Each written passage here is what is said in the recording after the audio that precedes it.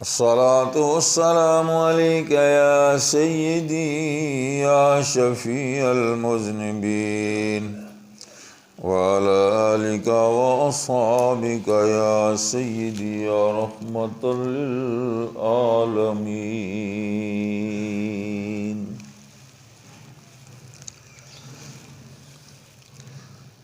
میرے نہایت ہی واجب الاحترام برادران اسلام،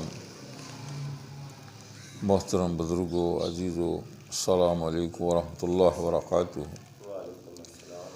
اللہ تعالیٰ کی بے شمار حمد و ثنا کہ جو تمام مخلوقات کا پروردگار ہے، اور اس کے پیارے نبی، نبیوں کے نبی حضرت احمد مجتبیٰ محمد مصطفیٰ صلی اللہ علیہ وسلم پر بے شمار درود و سلام کہ جنہیں اللہ کریم جل شانہ نے تمام جہانوں کے لیے رحمت بنا کر بھیجا۔ ربیع الثانی کا جو مہینہ ہے، جس کی آج 4 تاریخ ہے، اس مہینے کی نسبت سے قرآن مجید کی بہت مشہور و معروف آیات کریمہ کی تلاوت کرنے کا شرف حاصل کیا ہے۔ اس مہینے کی نسبت حضور غوث پاک شیخ عبد القادر جیلانی محبوب سبحانی رحمۃ اللہ تعالی علیہ کی ہے کہ اس مہینے میں بے شمار مسلمان آپ کی بڑی 11ویں شریف مناتے ہیں، آپ کو ہدیہ عقیدت پیش کرتے ہیں، اور آپ کی شان میں بڑے بڑے جلسے ہوتے ہیں، محفلیں ہوتی ہیں، اور آپ کی عظمت اور شان، آپ کی کرامات، آپ کے مجاہدات علماء کرام بیان کرتے ہیں۔ اس لیے بیان کرتے ہیں کہ حضور شیخ عبد القادر جیلانی المعروف غوث الاعظم رحمۃ اللہ تعالی علیہ کی جو شخصیت ہے اولیاء کرام میں، وہ بہت بلند و بالا ہے، تاکہ لوگ آپ کی سیرت طیبہ کو سن کر آپ کے ساتھ عقیدت اور محبت کا مزید اظہار کریں، اور آپ کے بتائے ہوئے راستے پر لوگ چلیں اور ان پر عمل کریں، اور دنیا اور آخرت کی کامیابی حاصل کر لیں۔ واجب الاحترام، سب سے پہلے میں حضور غوث پاک رحمۃ اللہ علیہ کا مختصر سا تعارف کرواتا ہوں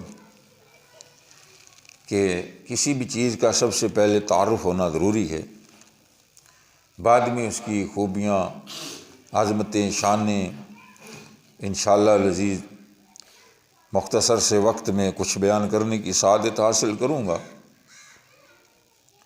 حضور نبی کریم صلی اللہ علیہ وآلہ وسلم کے نواسے، بیٹی کے بیٹے حضرت امام حسن اور امام حسین بہت مشہور و معروف ہیں، آپ سب جانتے ہی ہیں، پوری دنیا کے انسان جانتے ہیں، غیر مسلم بھی جانتے ہیں۔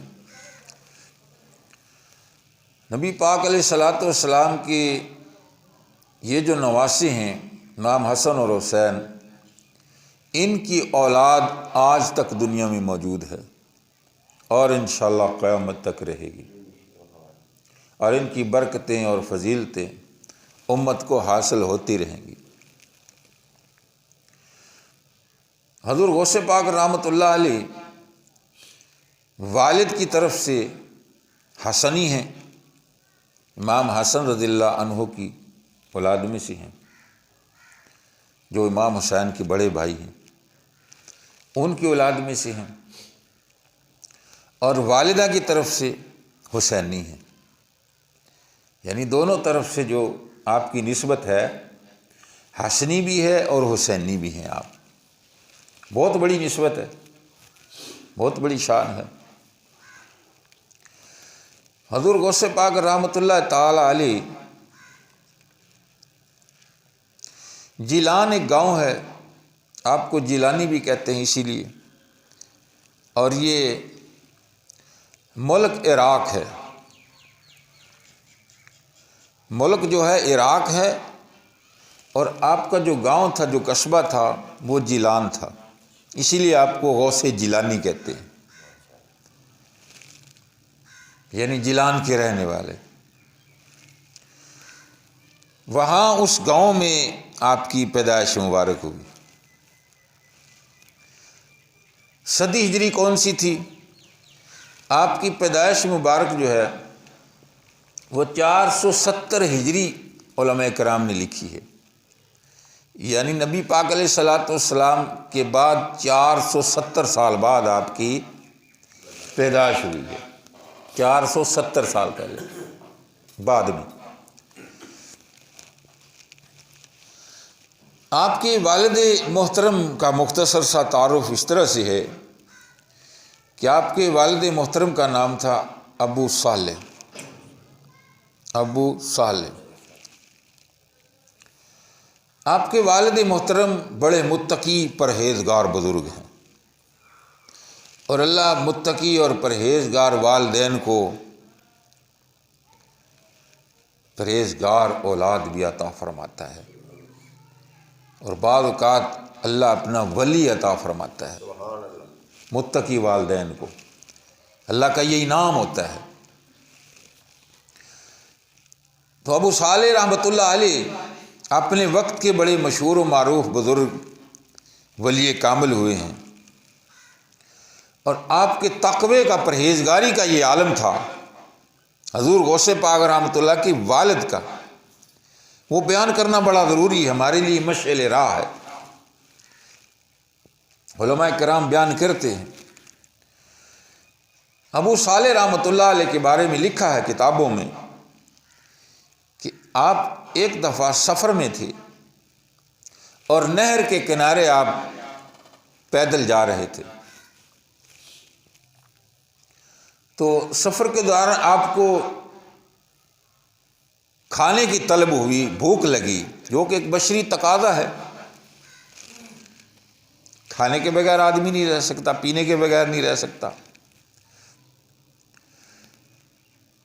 تو کھانے پینے کی چیز کوئی نظر نہیں آئی، تو اچانک آپ نے نہر میں دیکھا کہ ایک سیب ہے، کوئی بھی پھل ہے اس دور کا، اس وقت کا، سیب لگا لیں، وہ تیرتا ہوا نہر میں آ رہا ہے،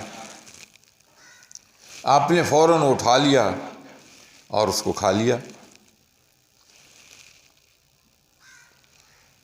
وہ کھاتے ہی دل کی دنیا جو ہے وہ بدل گئی، آپ کو محسوس ہوا کہ یہ مجھے نہیں کھانا چاہیے تھا، اس کی تو مالک کی میں نے اجازت ہی نہیں لی، یہ جس کا سیب ہے، جس باغ سے بھی آیا ہے، جس کے ہاتھ سے بھی یہ نہر میں گرا ہے، میں نے تو اس کی اجازت کے بغیر اس کو کھا لیا ہے، یہ تو میرے لیے جائز نہیں ہے۔ پرہیزگار لوگ جو ہوتے ہیں وہ تو اس چیز کا خیال کرتے ہیں، عام آدمی تو خیال نہیں کرتا۔ آپ بڑے پریشان ہوئے، تو آپ نے اس طرف سفر شروع کر دیا جس طرف سے پانی آ رہا تھا، اور آپ نے یہ کوشش کی کہ یہ جو پھل میں نے کھایا ہے، سیب میں نے کھایا ہے، یہ ممکن ہے کسی باغ میں سے، کسی سیب کے درخت میں سے یہ خود بخود ٹوٹا ہے، ہوا آئی ہے، ٹوٹا ہے اور نہر میں گر گیا ہے اور تیرنا شروع کر دیا ہے۔ آپ اس تلاش میں آپ نے پانی کی طرف، جس طرف سے آ رہا تھا، سفر شروع کر دیا۔ تو آپ سفر کرتے کرتے اس باغ تک پہنچ گئے کہ اس باغ کے سیب کے درخت کی ٹہنیاں جو ہے وہ نہر کے اندر جھکی ہوئی ہیں اور اس پہ سیب بھی لگے ہوئے ہیں۔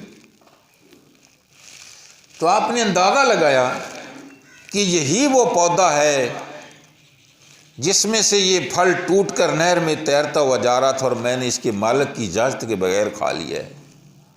قابل توجہ بات ہے اور اس میں بڑے نکتے ہیں، بڑے نکتے ہیں، بڑا علم ہے آپ کی اس بات میں۔ تو آپ نے اس باغ کا جو مالک ہے اس کے پاس جانا چاہا کہ میں اس سے معذرت کروں، معافی لوں کہ میں نے آپ کے باغ سے یہ سیب کھا لیا ہے۔ تو آپ جو ہیں اس باغ کے اندر داخل ہو گئے اور وہاں کے جو مالی وغیرہ تھے ان سے دعا سلام کے بعد پوچھا کہ اس باغ کا مالک کون ہے، میں اس سے ملنا چاہتا ہوں۔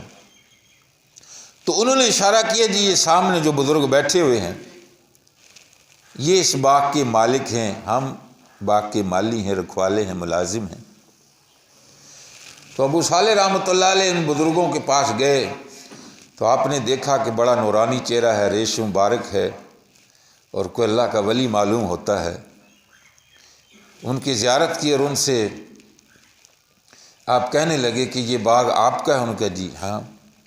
تو میں نے ایک غلطی کر لی ہے، بھول ہو گئی ہے، آپ کے باغ سے ایک درخت جو سیب کا ہے اس سے سیب ٹوٹا ہے، ہوا سے ہلا ہے، ٹوٹا اور وہ نہر میں گر گیا ہے، وہ تیرتا ہوا جا رہا تھا اور میں نے اس کو اٹھا کر کھا لیا، جلدی میں بھوک لگی ہوئی تھی۔ بعد میں مجھے خیال آیا کہ میں نے اس کے مالک سے تو اجازت ہی نہیں لی، تو میں آپ کی خدمت میں معافی کے لیے، معذرت کے لیے حاضر ہوا ہوں، تو آپ مجھے معاف کر دیں۔ سبحان اللہ، دیکھیں ہمارے غوث کے والد کا تقویٰ دیکھیں۔ حالانکہ نہر میں یا ویسے گری پڑی ہوئی چیز جو ہے نا وہ کھا لے تو وہ جائز ہے، وہ گناہ نہیں ہے، تو اس نے ضائع ہی ہونا ہے۔ لیکن تقوی کا جو عالم ہے، تقوی کا جو مقام ہے وہ اسی طرح ہے۔ تو ابو صالح رحمۃ اللہ علیہ، حضور غوث پاک رحمۃ اللہ علیہ کے والد نے جب اس باغ کے مالک سے معذرت کا سوال کیا تو وہ جو تھے وہ بھی بزرگ تھے، اللہ کے ولی تھے، عبداللہ سومی رحمۃ اللہ علیہ، وہ بھی اللہ کے ولی تھے۔ اس وقت تو ولیوں کی کثرت ہوتی تھی، سبحان اللہ۔ تو انہوں نے دل میں یہ خیال کیا ہے اتنی سی بات کے پیچھے یہ آدمی معذرت کرنے آیا ہے، کوئی بڑا متقی پرہیزگار آدمی معلوم ہوتا ہے۔ مجھے تو ایسے آدمی کے، ایسے نوجوان کی تلاش تھی جس کو میں نے اپنی بیٹی کا رشتہ دینا تھا، آج تو یہ میرے پاس ہی آ گیا، اللہ نے بھیج دیا۔ تو آپ نے اس کو دل کی بات تو اس کو نہیں بتائی۔ عبداللہ سومی رحمۃ اللہ علیہ جو باغ کے مالک تھے انہوں نے فرمایا کہ اے نوجوان آپ کا کیا تعارف ہے، کیا نام ہے، کہاں سے آئے، ساری باتیں ہوئی ہوں گی۔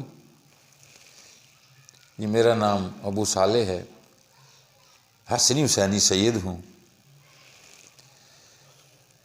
اچھا، تو آپ کو معافی تو مل سکتی ہے لیکن چند شرطیں ہیں، وہ اگر شرط تم پوری کر دو تو وہ سیب میں تمہیں معاف کر دوں گا، ورنہ معافی نہیں ملے گی۔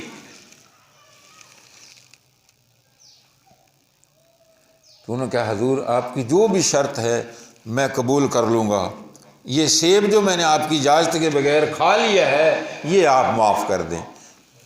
عبداللہ سومی رحمۃ اللہ علیہ نے، باغ کے مالک نے فرمایا وہ معاف ہو جائے گا، تم میری شرط پوری کرنے کی ہاں کرو۔ کہ جی میں ہاں کرتا ہوں، آپ اپنی شرط بتائیں۔ کہ پہلی شرط میری یہ ہے کہ تم نے میرے اس باغ میں مالی بن کے رہنا ہے، چند مہینے یا چند سال تم یہاں میرے پاس رہو گے۔ عبداللہ سومی کو پتا تھا یہ تو کوئی اللہ والا ہے، اس کو اپنے پاس رکھتا ہوں، ایسا آدمی تو ہمیں چاہیے۔ ان کو تھوڑا بتایا ہے، یہ ساری باتیں دل کی تو نہیں نہ بتانی۔ انہوں نے کہا جی مجھے منظور ہے۔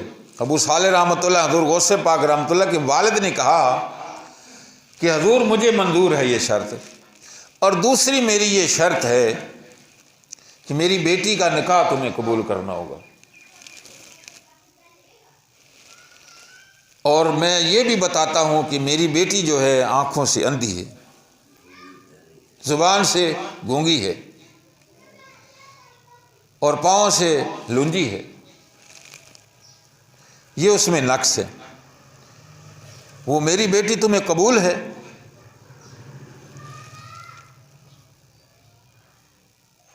انہوں نے کہا حضور مجھے قبول ہے، لیکن میری یہ غلطی آپ سیب میں نے کھایا یہ معاف کر دینا۔ انہوں نے کہا وہ معاف ہو جائے گا، آپ میری شرط مانتے جائیں وہ میں معاف کر دوں گا۔ ٹھیک ہے جی مجھے وہ بھی قبول ہے۔ یہ دو شرطیں طے پائی۔ ابو صالح رحمۃ اللہ علیہ باغ میں مالی بن کے رہنے لگے۔ حضور غوث پاک رحمۃ اللہ کے والد محترم ایک سیب کھا لیا تھا، اس کی معافی کے لیے کتنی بڑی بڑی شرط مان رہے ہیں، لیکن جو آگے چل کے جو حقیقت کھلنی تھی وہ اللہ والوں کو تو پتہ ہوتا ہے۔ وَخَيْرِهِ وَشَرِّهِ مِنَ اللَّهِ تَعَالَى وَالْقَدْرِ خَيْرِهِ وَشَرِّهِ مِنَ اللَّهِ تَعَالَى، خیر اور شر اللہ کی طرف سے، نفع اور نقصان اللہ کی طرف سے۔ شرط قبول کر لی تو ابو صالح رحمۃ اللہ علیہ اس باغ میں رہے، چند سال وہاں رہے۔ عبداللہ سومی باغ کے مالک نے دیکھنا تھا، اگر ان کی تربیت کرنی ہوئی تو تربیت کر دوں گا، مزید پتہ چل جائے گا کیسا نوجوان ہے، کیونکہ جب تک بندے کا فل واسطہ نہ پڑے کسی سے، کچھ وقت ایک دوسرے کے ساتھ کوئی نہ گزارے، اس وقت تک کسی کی خوبیاں اور خامیاں سامنے نہیں آتی۔ تو ابو صالح رحمۃ اللہ علیہ جو ہیں وہاں مالی بن کر رہے اور باغ کی خدمت کی۔ تو کچھ دنوں کے بعد عبداللہ سومی رحمۃ اللہ علیہ نے، باغ کے مالک نے، ابو صالح رحمۃ اللہ علیہ سے فرمایا کہ میرے لیے ایک اچھا سا مالٹا لے کے آؤ، میٹھا، بہترین، پکا ہوا، ستھرا، کیونکہ ہر قسم کے ہوتے ہیں مالٹے، کوئی تھوڑا سا میٹھا ہوتا ہے، تھوڑا کم میٹھا ہوتا ہے۔ تو ابو صالح رحمۃ اللہ علیہ فرماتے ہیں کہ میں ایک مالٹے کے درخت کے پاس گیا، میں نے اندازہ لگایا کہ یہ کافی میٹھا ہوگا، خوب پکا ہوا ہے، وہاں سے وہ توڑا اور باغ کے مالک جو ہیں عبداللہ سومی رحمۃ اللہ علیہ کے ہاتھ میں دے دیا کہ حضور یہ بڑا اچھا، بڑا خوبصورت یہ مالٹا نظر آ رہا ہے، یہ میٹھا ہوگا۔ انہوں نے کھایا تو وہ اتنا میٹھا نہیں تھا، میٹھا بہت کم تھا۔ تو انہوں نے کہا کہ یہ تو میٹھا نہیں ہے، آپ کو پتہ نہیں اتنے سال ہو گئے آپ باغ میں رہ رہے ہیں، مالیوں کو تو ایک ایک درخت کا، ایک ایک پودے کا پتہ ہوتا ہے کہ یہ میٹھا ہے، یہ پھیکا ہے، یہ کھٹا ہے، کیونکہ دن رات انہوں نے باغ میں رہنا ہوتا ہے، ان کا بڑا تجربہ ہوتا ہے۔ اور تمہیں یہی نہیں پتہ ہے کہ یہ پھل جو ہے اس درخت کا میٹھا ہے یا کھٹا ہے، یہ تو کھٹا ہے۔ کوئی میٹھا لے کے آؤ۔ وہ دوبارہ گئے ہیں کسی اور درخت سے اچھا سا پھل دیکھ کر توڑ لائے، بھی ہو سکتا ہے یہ میٹھا ہو۔ بڑی سننے والی بات ہے میرے غوث کی، سبحان اللہ۔ دوسرے پودے سے توڑ کے لے کے آئے مالٹا، وہ پیش کیا، وہ انہوں نے کھایا، وہ بھی کھٹا نکلا اتفاق سے۔ مالٹے آپ بھی کھاتے ہیں، میں بھی کھاتا ہوں، سارے میٹھے نہیں ہوتے، بیچ میں کھٹے بھی نکل آتے ہیں۔ اس میں بھی اللہ کی حکمتیں ہیں۔ اللہ بتاتا ہے کہ میں کھٹے بھی بنا سکتا ہوں، میٹھے بھی بنا سکتا ہوں، یہ میری قدرت ہے۔ تو عبداللہ سومی رحمۃ اللہ علیہ باغ کے مالک نے یہ کہا یہ بھی کھٹا ہے، تمہیں آج تک یہی نہیں پتہ ہے کہ اس باغ میں کون سا پودا میٹھا ہے، کون سا جو ہے کھٹا ہے؟ عجیب قسم کے مالی ہو تمہیں یہی نہیں پتہ آج تک؟ سبحان اللہ۔ حضور غوث پاک شیخ عبد القادر جیلانی رحمۃ اللہ تعالی علیہ کے والد محترم نے عرض کیا حضور میں آپ کے باغ میں مالی ہوں، صرف مالی ہوں، میں نے آپ کے باغ میں سے آج تک کوئی بھی پھل کھایا نہیں، بلکہ کھانا تو دور کی بات میں نے چکھا بھی نہیں، مجھے پتہ ہی نہیں کہ کس پودے کا پھل میٹھا ہے، کون سا پھل کھٹا ہے، مجھے علم ہی نہیں۔ آپ نے مجھے رکھوالی کے لیے مالی رکھا ہے، کھانے کی تو آپ نے اجازت ہی نہیں دی، اس لیے میں معذرت خواہ ہوں، مجھے تو پتہ ہی نہیں ان میں میٹھا کون سا ہے، اندازے سے بس توڑ کے میں نے آپ کے پاس پیش کر دیا۔ تو آگے سے جو مالک تھا وہ اللہ کا ولی تھا عبداللہ سومی رحمۃ اللہ علیہ، بے حد خوشی ہوئی اور گلے سے لگا لیا اور فرمایا تمہیں مبارک ہو، اتنا بلند مرتبے کا تقوی اور پرہیزگاری تمہیں مبارک ہو۔ تو ایک وقت آیا کہ وہاں سے آپ کو آزادی ملی اور باغ کے مالک نے عبداللہ سومی رحمۃ اللہ علیہ نے فرمایا کہ اب دوسری شرط کا وقت آ گیا ہے۔ دوسری شرط یہ تھی کہ جو میری صاحبزادی ہے اس کے ساتھ تم نکاح کرو گے، اور تم نے اس شرط کو قبول کیا ہے۔ ان کا حضور یہ شرط بھی میں پوری کروں گا، کیونکہ میں نے آپ کی شرط کو قبول کیا ہے تاکہ مجھے اس سیب کی معافی ملے۔ اپنے گھر لے گئے، اپنی بیٹی کا نکاح پڑھا دیا اور فرمایا اپنی بیوی کے پاس جاؤ۔ آپ اپنی بیوی کے پاس گئے، عبداللہ سومی رحمۃ اللہ علیہ کی بیٹی کے پاس، حضور غوث پاک رحمۃ اللہ کے والد حضور غوث پاک رحمۃ اللہ کی امی جان کے پاس گئے۔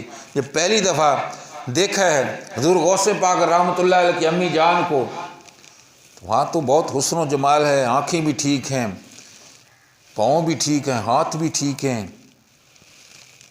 آپ باہر آ گئے کمرے سے، اپنی بیوی سے کوئی بات چیت نہیں کری، باہر آ گئے اور اپنے سسر سے کہنے لگے حضور میں غلط جگہ پہ تو نہیں چلا گیا ہوں؟ فرمایا کیا بات ہے؟ کہ آپ نے فرمایا تھا کہ میری بیٹی جو آنکھوں سے نابینی ہے، پاؤں سے چل نہیں سکتی اور کانوں سے بہری ہے،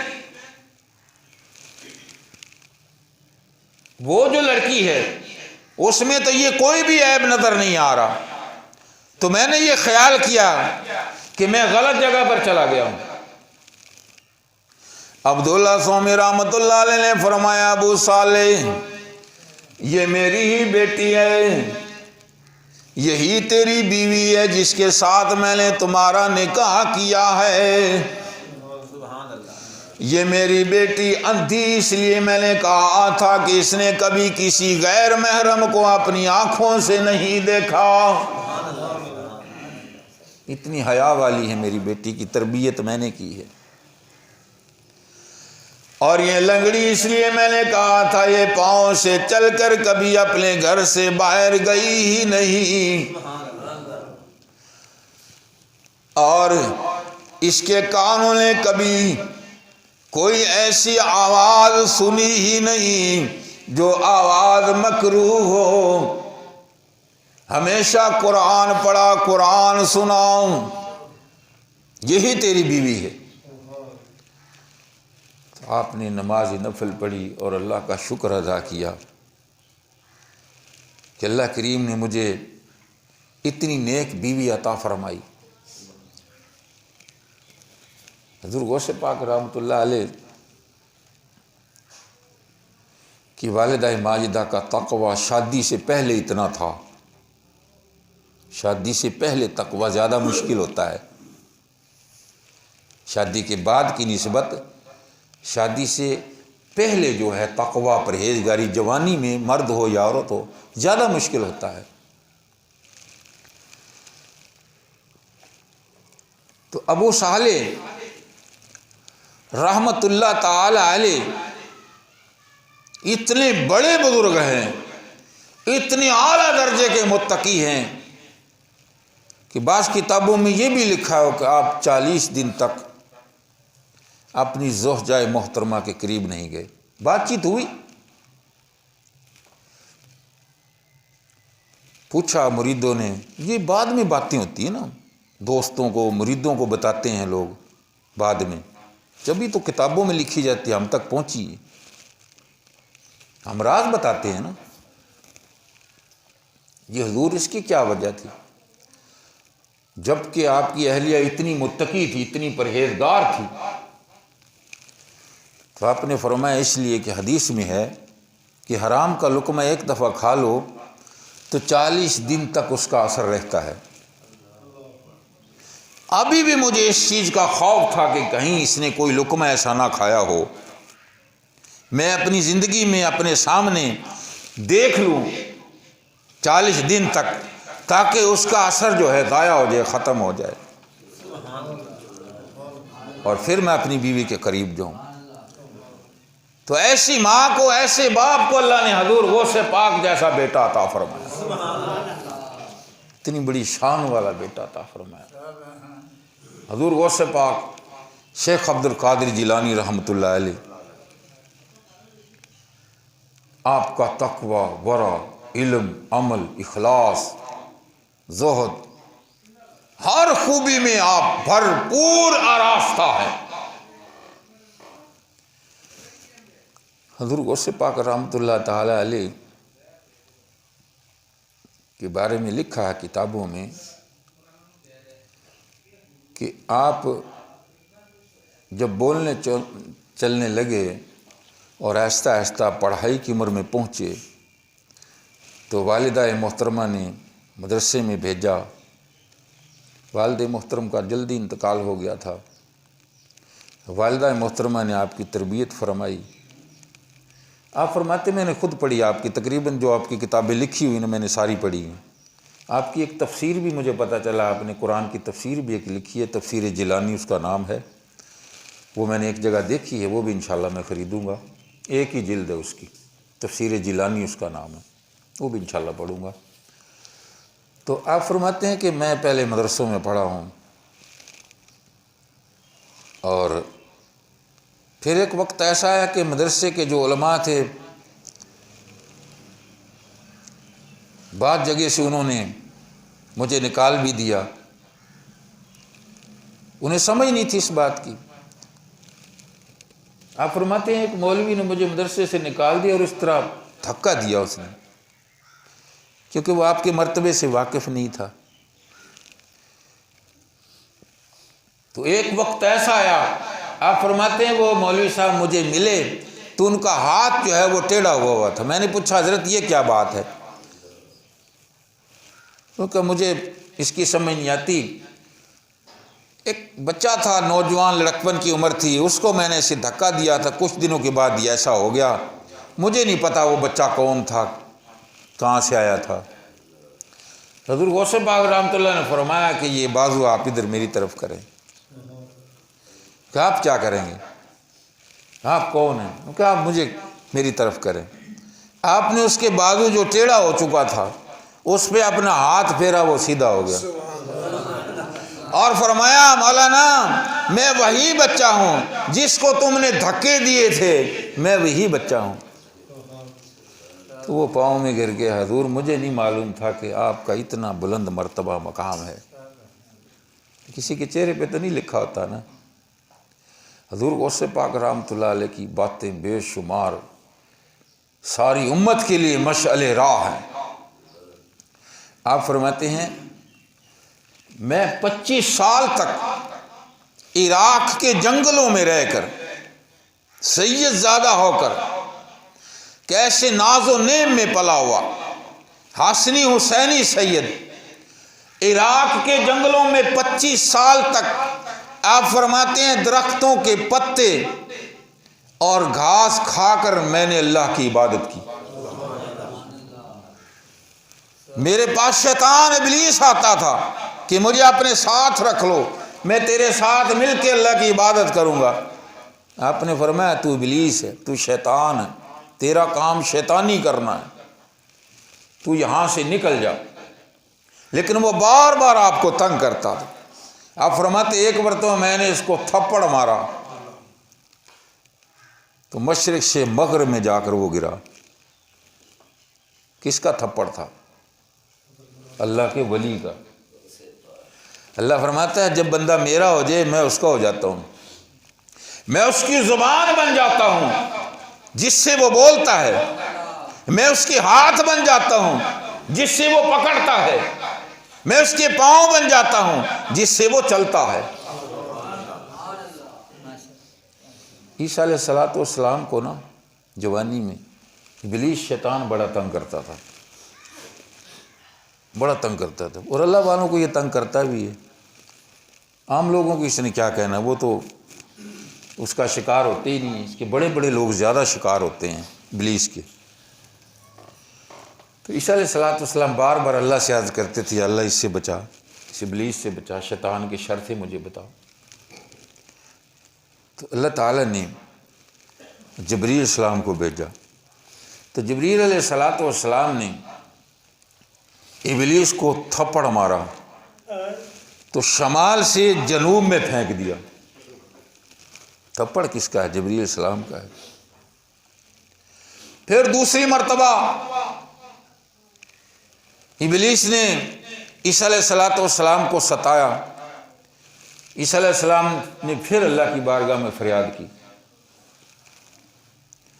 تو اللہ تعالیٰ نے اسرافیل علیہ السلام کو بھیجا جو سور پھونکنے والے ہیں فرشتے، جن کا قد تحت الثری زمین سے لے کر اور 7ویں آسمان تک ہے۔ اتنا بڑا سر ہے کہ ساری دنیا کے سمندر ان کے سر پہ اگر انڈیل دو تو ایک قطرہ بھی نیچے نہ گرے، اتنی بڑی بڑی مخلوق اللہ کی۔ تو اسرافیل علیہ السلام آئے، ابلیس کو ایک مکہ ایسا لگایا کہ سورج میں جا کے ٹکرایا ہے ابلیس۔ 4000 سال کے راہ پر سورج ہے، چوتھے آسمان پر 9.5 کروڑ میل دور ہے زمین سے، 12.5 لاکھ گنا اس زمین سے بڑا ہے سورج۔ اسرافیل علیہ السلام نے ابلیس کو، شیطان کو مکہ مارا تو اس مکے میں اتنی پاور تھی کہ ابلیس جو ہے وہ سورج میں جا کر ٹکرایا ہے، اور کہا کہ اے اسرافیل تو نے تو مجھے تباہ کر دیا ہے تو یہ بھی بڑی بیڑی شے ہے نا ابلیس۔ اللہ تعالیٰ اس سے محفوظ رکھے ہمیں۔ میرے مسلمان بھائیوں، ایک طاقت ہوتی ہے جسمانی جو پہلوان کرتے ہیں، پہلوانوں میں جسمانی قوت بنا لیتے ہیں، طاقت پیدا کر لیتے ہیں، محنت کر کے، خوراک کھا کے، ورزش کر کے اپنے اندر طاقت پیدا کر لیتے ہیں اور ہو جاتی ہے۔ اگر محنت کر کے جسمانی قوت کو بڑھایا جا سکتا ہے تو محنت کر کے روحانی قوت کو کیوں نہیں بڑھایا جا سکتا؟ حضور غوث پاک رحمت اللہ تعالی علیہ نے دن رات مجاہدے کر کے، دن رات محنت کر کے، دن رات اللہ کو سجدے کر کے، دن رات قرآن کی تلاوت کر کے ایسا روحانی مرتبہ اور مقام پایا ہے کہ آپ فرماتے ہیں میرا قدم تمام اولیاء کے کندھے پر ہے۔ اللہ نے امام الاولیاء سرتاج الاولیاء کا مرتبہ عطا فرمایا۔ حضور غوث پاک رحمت اللہ تعالی علیہ، آپ کا اتنا بلند مرتبہ ہے، اللہ نے اتنا بلند مرتبہ عطا فرمایا ہے کہ ایک عیسائی ایک دن کہنے لگا کہ ہمارے نبی کی شان زیادہ ہے تمہارے نبی سے۔ حضور غوث پاک رحمۃ اللہ علیہ نے فرمایا اس کی کیا دلیل ہے؟ عیسائی نے کہا کہ ہمارے نبی عیسیٰ علیہ السلام مردوں کو زندہ کر دیا کرتے تھے، تمہارے نبی کے متعلق تو ایسی کوئی بات مشہور نہیں ہے، حالانکہ ہمارے نبی صلی اللہ علیہ وسلم نے بھی مردوں کو زندہ کیا ہے، لیکن اتنی کثرت سے تعداد نہیں ملتی، اس کی حکمت ہے، کوئی وجہ ہے۔ حضور غوث پاک رحمۃ اللہ جلال میں آ گیا، آپ نے فرمایا ہمارے نبی بھی مردہ زندہ کر سکتے ہیں اور کیے ہیں، یہ تیری لا علمی ہے اور تیری جہالت ہے، تمہیں پتہ نہیں ہے، تو ہمارے نبی کی بات کرتا ہے، میں اپنی نبی کے غلاموں کا غلام ہوں، تو مجھے کہہ کون سا مردہ زندہ کرنا ہے، میں اس مردے کو زندہ کرتا ہوں۔ عیسائی کہنے لگا اگر تم مردہ زندہ کر دو تو میں خود بھی پادری اور میری جتنی بھی فیملی ہے سب کے سب اسلام قبول کر لیں گے۔ حضور غوث پاک رحمۃ اللہ نے فرمایا بتاؤ کون سا مردہ زندہ کرنا ہے؟ بہت بڑے پرانے قبرستان میں عیسائی لے گیا اور ایک بہت پرانی قبر کو ہاتھ لگایا کہ اس قبر کا مردہ زندہ کر دیں۔ حضور غوث پاک رحمۃ اللہ نے فرمایا قم باذن اللہ، اے قبر والے اللہ کے حکم سے کھڑا ہو جا، اس قبر میں سے مردہ اللہ نے زندہ کر دیا، کھڑا ہو گیا۔ کہ حضور کیا حکم ہے؟ فرمایا بس اتنا ہی کام تھا تیرے ساتھ۔ تو اس مردے نے بھی حضور غوث پاک رحمۃ اللہ کی زیارت کر لی، اور اس عیسائی نے پڑھا اشہد ان لا الہ الا اللہ و اشہد ان محمدا عبدہ ورسولہ، کہ میں گواہی دیتا ہوں اللہ کے سوا کوئی معبود نہیں ہے اور محمد اللہ کے رسول ہے۔ مسلمان ہو گیا اور ساری اس کی فیملی مسلمان ہو گئی۔ ہمارے غوث کی یہ شان ہے، ہمارے غوث کی بہت بڑی شان ہے۔ اللہ تعالی ہمیں حضور غوث پاک رحمۃ اللہ تعالی علیہ کے نقش قدم پر چلنے کی توفیق عطا فرمائے اور ان سے سچی محبت کی توفیق عطا فرمائے۔ آمین وآخر دعوانا ان الحمدللہ۔ سنتے اللہ۔